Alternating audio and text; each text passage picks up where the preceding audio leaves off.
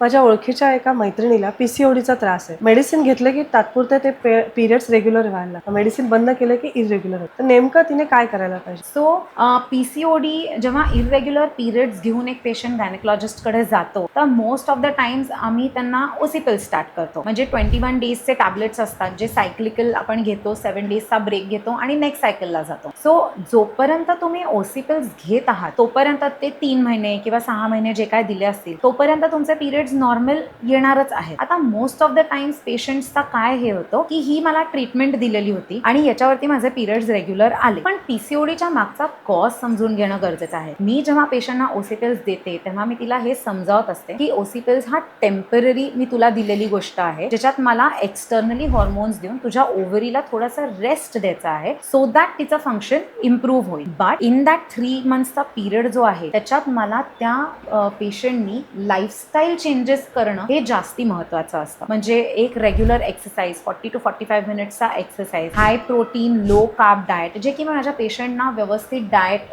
Plan explain करत असते मी व्हिजिटमध्ये, हे त्यांनी चेंजेस करणं गरजेचं असतं. आता कसं असतं की लाईफस्टाईल चेंज ही काय 1-2 दिवसात होणार नाही. सो मी जर तुम्हाला इमिडिएटली काहीतरी ट्रीटमेंट नाही दिली पिरियड्स रेग्युलर व्हायला आणि फक्त म्हणाले की तुम्ही लाईफस्टाईल चेंजेस करा आणि मग तुमचे प्रॉब्लेम सॉल्व्ह होतील तर ते तसं होणार नसतं. सो गायनेकोलॉजिस्ट हे 3 महिन्याचं तुम्हाला सायक्लिकल मेडिसिन्स देतात which is almost like giving you some time की तुम्ही तुमच्या बाजूनी लाईफस्टाईल चेंजेस करा जे तुम्हाला लॉंग रन मध्ये बेनिफिट करणार आहे.